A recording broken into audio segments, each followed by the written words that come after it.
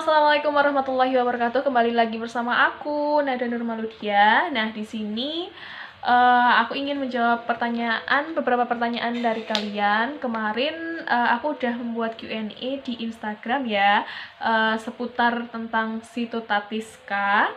Nah, banyak sekali pertanyaan dari kalian. Nah, aku sudah pilih beberapa pertanyaan yang mungkin menarik untuk kita bahas.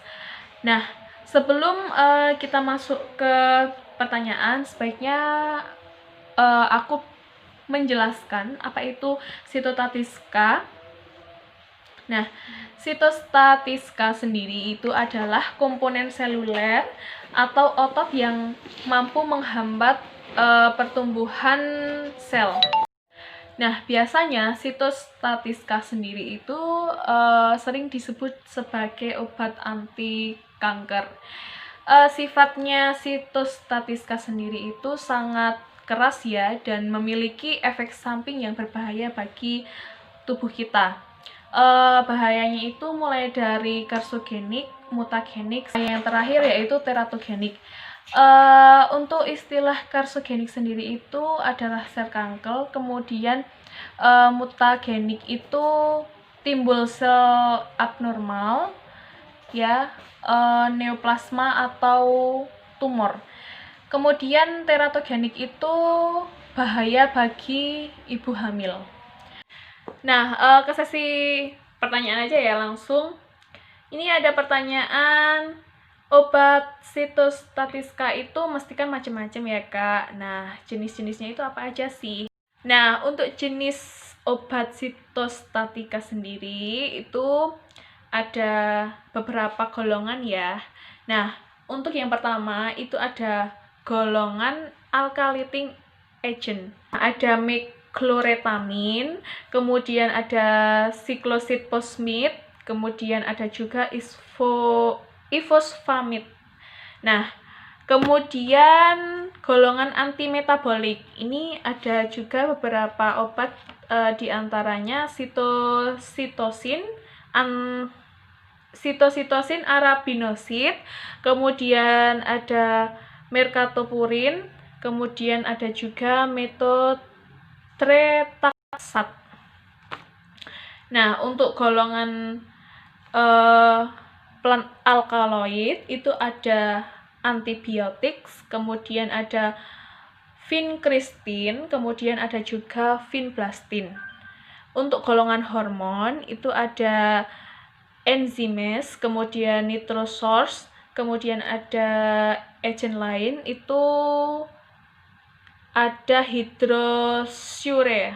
Kemudian ada golongan enzimes itu L-asparaginase, kemudian ada golongan nitrosource itu ada carmustin dan lomustin. Oke ya, itu ada beberapa jenis obat sitostatikanya. Nah, untuk pertanyaan selanjutnya nih, efek samping obat sitostatiska itu kayak gimana aja sih Kak? Nah, efek samping dari obat sitostatika itu sendiri itu ada bermacam-macam, tergantung obatnya ya. Nah, yang pertama itu ada vincristin. Itu ya nanti bisa menyebabkan kram otot, kemudian kelemahan otot, ototnya bisa nyeri kayak gitu ya. Kemudian dexamethasone itu nanti efek sampingnya seperti penurunan metabolisme lemak dan glukosa, ada juga penurunan berat badan. Kemudian ada L-asparaginase, itu nanti efek sampingnya seperti alergi, kemudian panas, menggigil atau nausi gitu, ada juga bisa mual. Kemudian yang selanjutnya itu ada methotrexate, itu bisa efek sampingnya ada anoreksia, kemudian mual, muntah, kemudian bisa juga diare. Untuk daunorubicin itu nanti ada efek sampingnya itu kayak sariawan, kemudian menggigil, diare juga ya. Yang selanjutnya itu ada 6 mercaptopurin. Itu efek sampingnya seperti gangguan fungsi hati, kemudian ada trombositopenia, stomatitis atau sariawan. Seperti itu. Nah, untuk ke pertanyaan yang selanjutnya ya. Peran perawatnya kayak gimana sih Kak soal sitostatiska? Nah, peran perawatnya seperti standar operasionalnya ya. Ini dimulai dari persiapan obat dan alat. Yang pertama itu obat harus dipersiapkan di ruang tersendiri. Kemudian meja itu harus dilapisi dengan bahan yang kedap air dan dilapisi juga dengan kertas yang dapat menghisap air. Nah, kemudian obat yang digunakan juga kita harus persiapkan terlebih dahulu. Kemudian kita juga harus menyediakan obat emergensi seperti oksigen, epinefrin, kemudian antihistamin. Kita juga menyiapkan IV dan fluid yang cocok. Kemudian kita juga mempersiapkan APD level 2.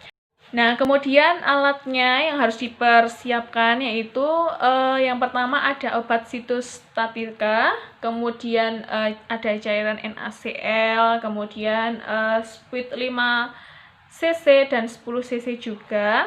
Biasanya 5 cc itu untuk obatnya, kemudian 10 cc-nya untuk pengoplosnya. Kemudian ada juga infuset, alkohol swab juga, kemudian jangan lupa label obat. Nah, untuk tahap persiapan untuk perawat sendiri itu yang pertama kita harus cuci tangan terlebih dahulu, cuci tangan 6 langkah ya. Kemudian yang selanjutnya itu ada menggunakan APD, kemudian kita bisa melepaskan aksesoris seperti cincin, gelang, jam tangan ya. Kemudian menggunakan baju pelindung dan sepatu. Kemudian double mask medis. Kemudian ada head cover, kemudian ada kacamata pelindung, sarung tangan, steril. Nah, untuk pelaksanaan itu dilakukan di ruang isolasi atau ruang kemoterapi. Tahap-tahapnya, yang pertama itu ada cuci tangan, kemudian yang kedua itu kita pilih area penusukan yang tepat, kemudian yang ketiga itu lakukan dengan teknik aseptik, kemudian hindari kebocoran pada sarung tangan kita, jangan lupa pakai APD, kemudian usahakan obat itu agar tidak tercecer-cecer. Yang selanjutnya itu jauhkan wajah saat membuka obat karena sifatnya sangat berbahaya. Kemudian buat label juga pada spuitnya agar nanti tidak tertukar. Kemudian jika obat itu tercecer, maka bisa kita bersihkan dengan kertas penghisap. Kemudian masukkan obat kemoterapi, kemudian kita bisa monitor pasiennya. Nah, ada hal yang harus diperhatikan, yaitu penunggu pasien kita berikan baju khusus, masker juga, kemudian topi. Terus kemudian melakukan tindakan aseptik juga ya. Kemudian ada alat makan dan medis itu harus disterilkan, dan juga 8 prinsip benar pemberian obat itu jangan lupa. Nah, kita ke pertanyaan yang selanjutnya. Penanganan untuk obat itu gimana sih, Kak?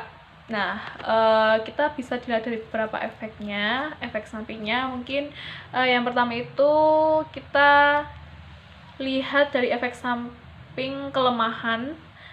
Kita bisa ditangani dengan istirahat yang cukup, kemudian konsumsi makanan yang bergizi, kemudian bisa juga kita berikan obat pereda nyeri. Kalau penanganan soal mual muntah sendiri, kita juga bisa berikan obat anti mual muntah, kemudian ada juga yang berobat akupuntur, kemudian gunakan prinsip makan sedikit tapi sering. Selain itu juga bisa kita menggunakan teknik relaksasi. Untuk penanganan seperti stomatitis itu kita bisa konsumsi vitamin C yang cukup. Oke, pertanyaan yang terakhir. Cara edukasi pada keluarga tentang situs statistika sendiri itu gimana? Nah, untuk menghindari trauma hospitalisasi pada anak, keluarga masih tetap bisa menunggui atau menengok si anak, tapi dengan catatan keluarga menggunakan APD yang lengkap. Nah, kemudian untuk alat makan juga itu bisa dibedakan. Selain itu kita juga bisa mengedukasikan tentang efek samping dari obat sitostatika sendiri pada keluarga. Oke, terima kasih kepada kalian yang sudah memberikan pertanyaan kepada saya seputar tentang sitostatika. Semoga bahasan kali ini bisa bermanfaat buat kalian, bisa jadi tahu tentang apa sih itu sitostatika. Oke, terima kasih. Apabila ada kekurangan, mohon maaf. Wassalamualaikum warahmatullahi wabarakatuh.